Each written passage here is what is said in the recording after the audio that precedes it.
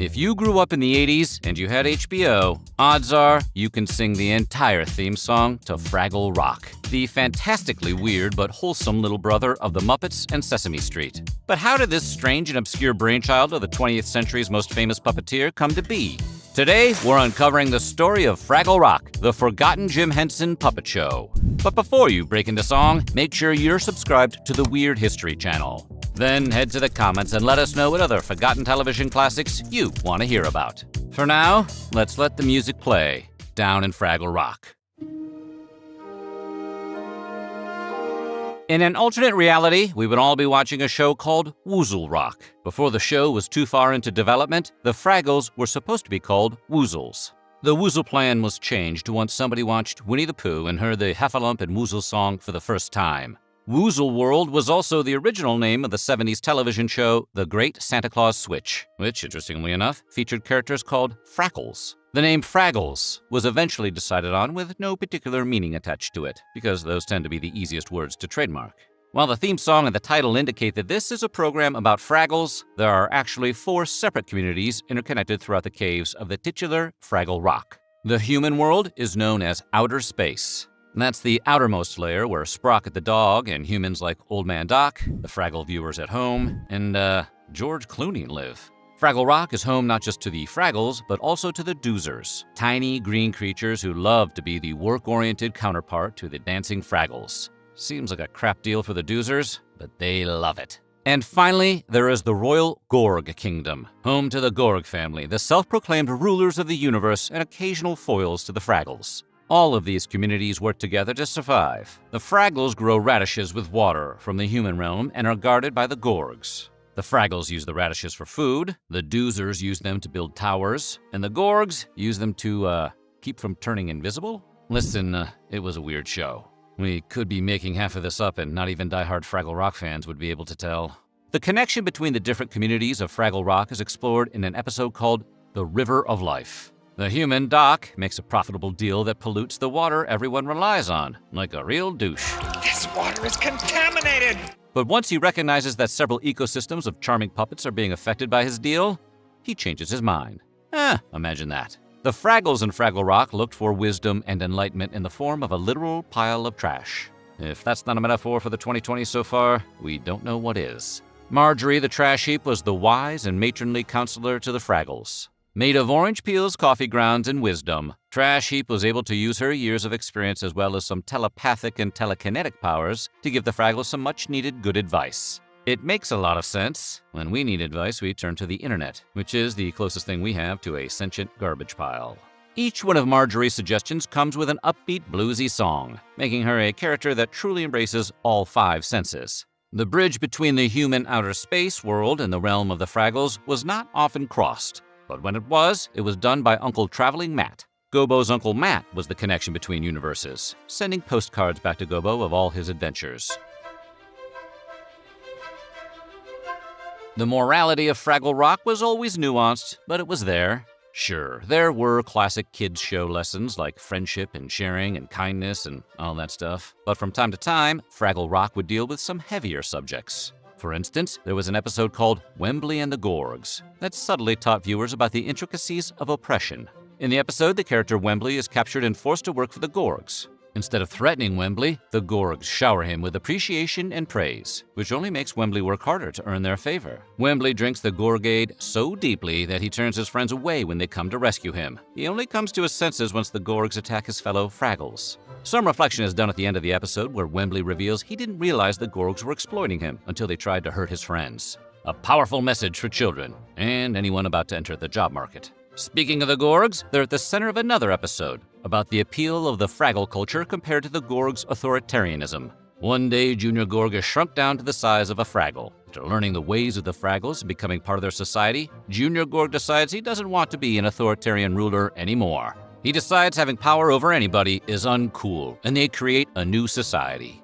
The political messaging probably went over the heads of the children at the time. But hey, a ruling Gorg knocked down to size? I think the kids got it. Musical shows for children starring adorable dancing puppets typically don't confront mortality, and when they do, they tend to tiptoe around it. Fraggle Rock was different. Several episodes deal with the uncomfortable subject of inevitable death head-on. Like one episode, Marooned, where a rock slide traps the characters Boober and Red in a cave. With no way out, the two candidly admit their fears about what is going to happen once they inevitably shake loose their mortal coils. Thankfully, they're rescued before any of that happens, but the emotional and existential tone of the episode was totally unique for children's television at the time.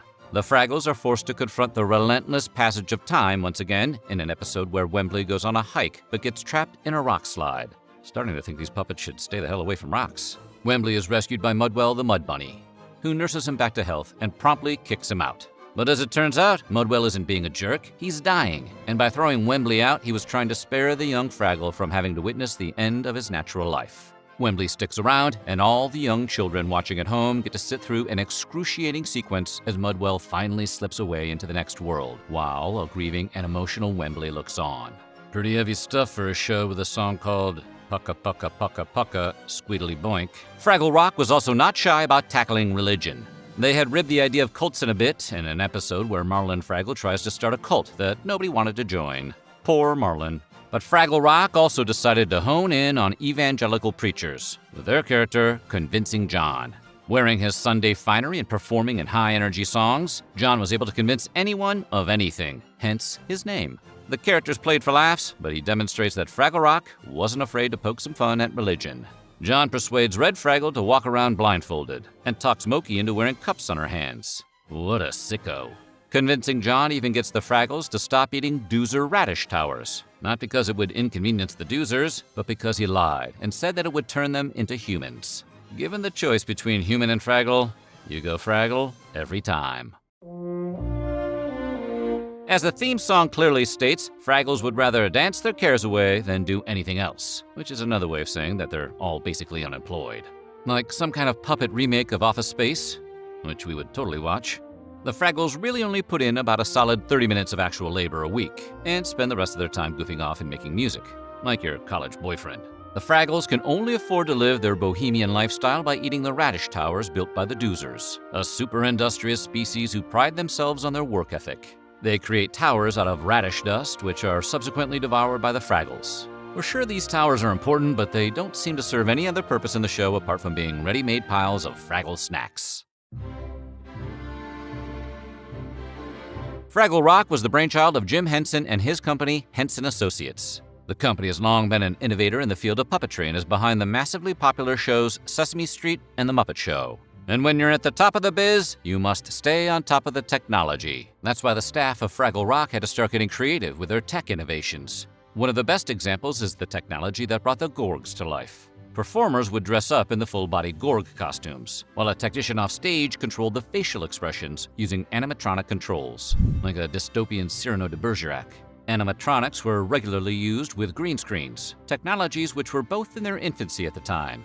While the show may not seem cutting-edge today, it boasted some of the best technology the 80s had to offer. The technology wasn't the only impressive component of the show's production.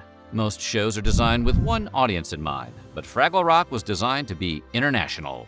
While the scenes which focused on the puppets were all done in Canada, the outer space human world featuring the Old Man Doc were filmed in multiple locations and languages. This meant the puppet scenes could be dubbed while also filming separate scenes for French, German, and Canadian versions of the show, giving them each their own unique traits. Aside from the language changes, Doc's job also went through shifts depending on where you were watching.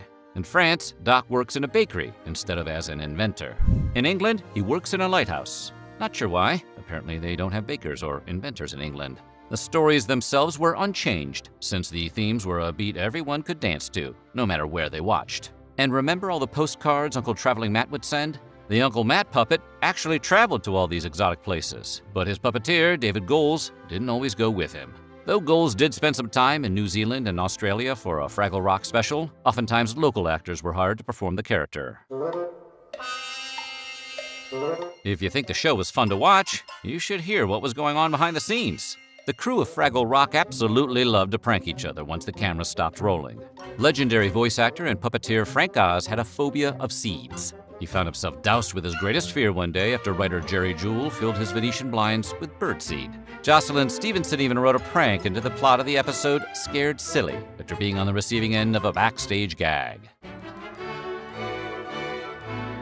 Before the recent Apple TV revival of the series, there hadn't been much Fraggle content in many years. But artist Ben Folds gave us an incredible bit of nostalgia in 2012. His music video, Do It Anyway, was a collaboration between Ben Folds 5, Nerdist, and the Jim Henson Company to celebrate the 30th anniversary of the Fraggles. Almost every puppeteer from the original show is there, save for Dave Goelz, who was unavailable for the shoot. Classic Uncle Traveling Matt. However, Goelz's voice is still used. For a show that really took music seriously, it was inevitable that this sort of collaboration would happen.